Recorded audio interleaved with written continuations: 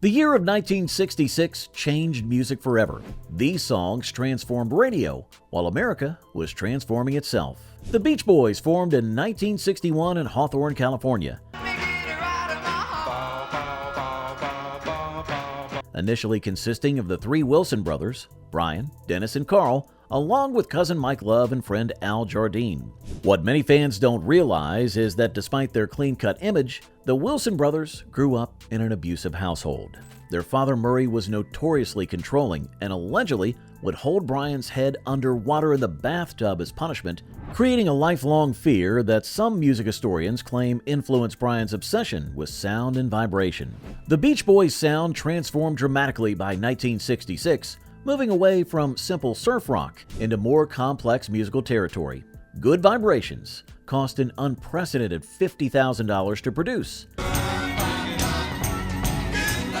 equivalent to about $450,000 today, recorded across 4 different studios over 8 months. Contrary to popular belief, Good Vibrations wasn't about positive feelings at all, at least not initially. Brian Wilson has said that the concept came from his mother telling him as a child that dogs bark at people giving off bad vibrations. Percy Sledge was working as a hospital orderly in Alabama when he recorded his defining hit in 1966. What few people know is that Sledge gave away the songwriting credits and millions in royalties to his bandmates, Calvin Lewis and Andrew Wright, despite having composed most of the melody himself. This generous but financially devastating decision happened because Sledge believed they deserved credit for helping arrange the song. After his monster hit, Sledge never again reached the same commercial heights in America, though he maintained a successful career internationally, particularly in Africa, where he toured extensively. The recording session for When a Man Loves a Woman almost didn't happen.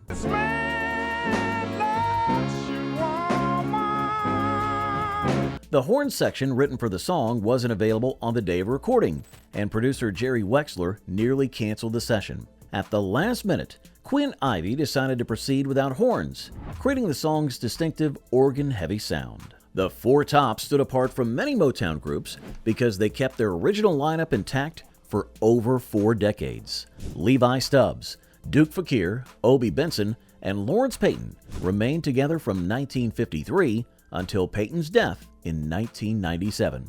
Reach Out, I'll Be There became their signature song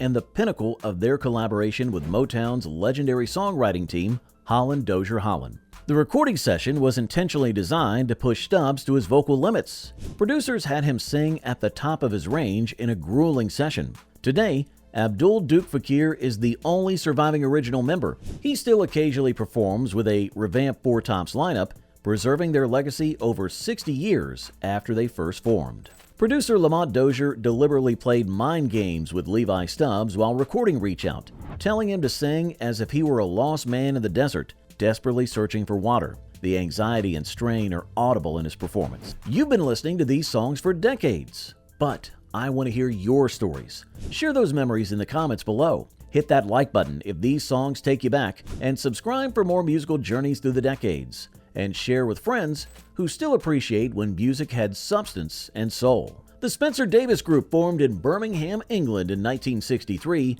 featuring the remarkable talents of teenage prodigy Steve Winwood, who was only 15 when he joined the band. Davis, a Welsh musician fluent in several languages, recruited Winwood after hearing him perform in a Birmingham pub.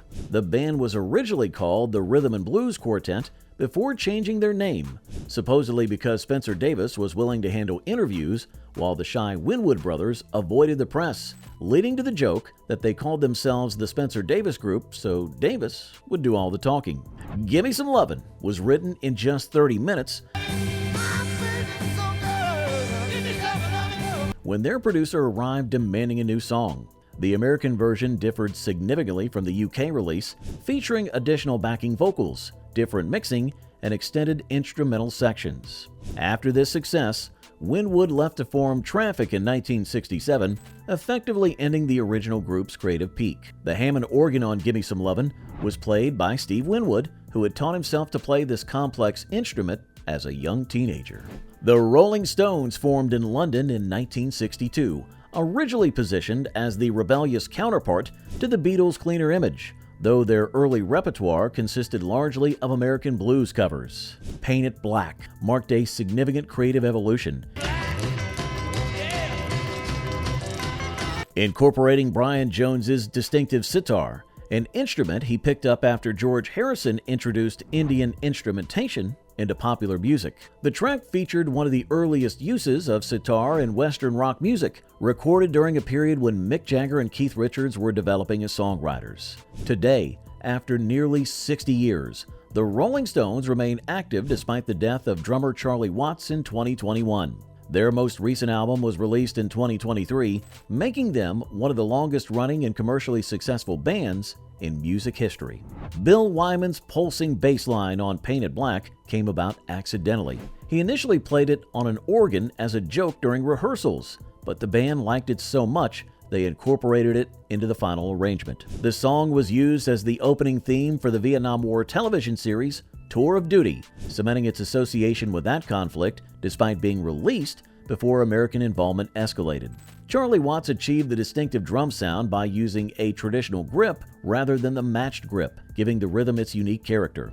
The song reached #1 on both sides of the Atlantic in May of 1966.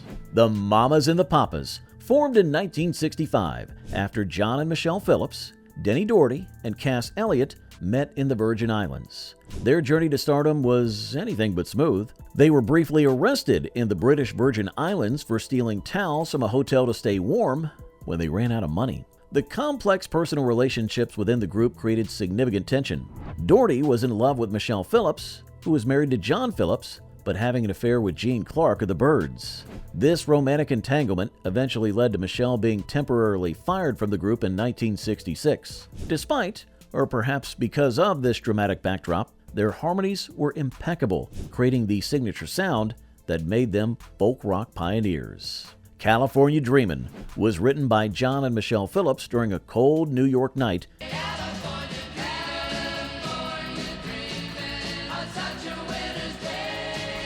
when Michelle was homesick for California. Following their breakup in 1968, the group's members pursued various paths. Cass Elliot launched a successful solo career before her tragic death in 1974. Michelle Phillips acted in films and television, most notably in Knots Landing.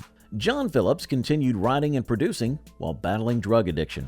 Denny Doherty hosted a children's show in Canada and performed occasionally until his death in 2007. John's daughter Mackenzie later revealed disturbing allegations of incest against her father, casting a dark shadow over his legacy. The famous opening guitar riff on California Dreamin' wasn't played by any of the group members, but by studio guitarist P.F. Sloan. The song was actually first recorded by Barry McGuire of Eve of Destruction fame, with the Mamas and Papas singing backup.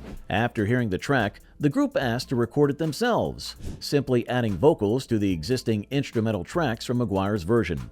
Though released in late 1965, the song reached its peak popularity in early 1966, becoming an anthem for the California lifestyle and migration to the West Coast. These songs defined an era when music changed everything. If these tracks were part of your life's soundtrack, I want to know when and where you first heard them. Share those memories below. This channel thrives because of viewers like you who appreciate real music history. Hit subscribe now. Give this video a thumbs up if it brought back memories, and share it with friends who understand that 1966 changed music forever. The Troggs formed in Andover, England in 1964, and their journey to recording Wild Thing.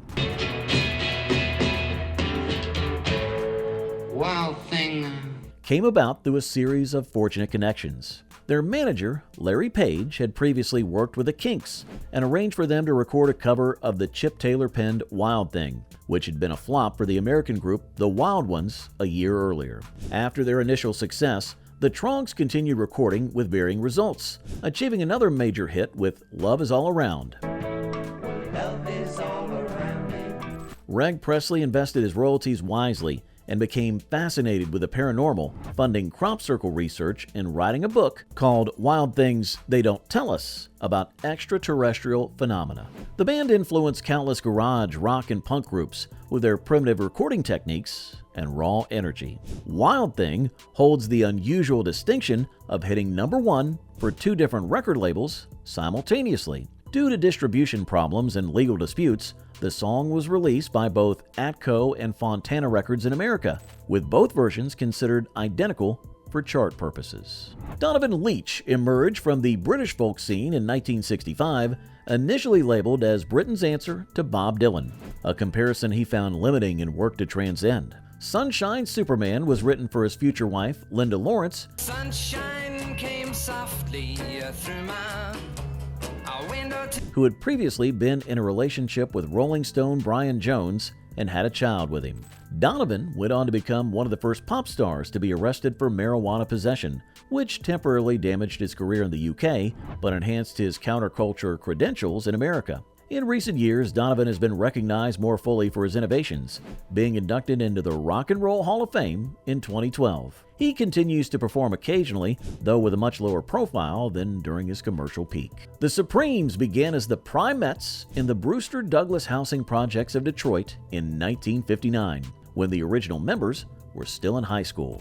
Their transformation into Motown's most successful act wasn't immediate. They were initially known as the No-Hit Supremes, after their first several singles failed to chart significantly. Berry Gordy's decision to make Diana Ross the lead singer over Florence Ballard created lasting tension within the group. Ballard, whom many considered to have the stronger voice, increasingly resented being relegated to backup duties. This personnel decision forever altered the group's dynamic and contributed to Ballard's eventual departure in 1967.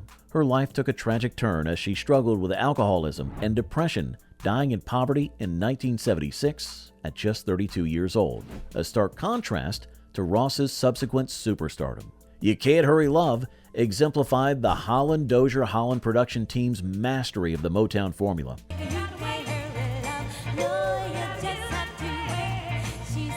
After leaving the Supremes in 1970, Diana Ross achieved substantial success as a solo artist and actress, earning an Oscar nomination for Lady Sings the Blues. Mary Wilson, the only member who remained with the Supremes through all its incarnations, became an author and advocate for artist rights, particularly regarding truth in music advertising and securing royalties for performers. The song's famous bass line drew inspiration from the Four Tops, I Can't Help Myself, Sugar Pie Honey Bunch, released the previous year. Holland Dozier Holland effectively recycled their own work, creating a recognizable Motown signature sound. The track was recorded at Motown Studio A, nicknamed the Snake Pit, where most of their hits were produced. The Supremes would go on to have 12 #1 singles on the Billboard Hot 100, setting a record for the most commercially successful American vocal group that stood until surpassed by the Bee Gees in the disco era. The year 1966 gave us songs that still resonate today.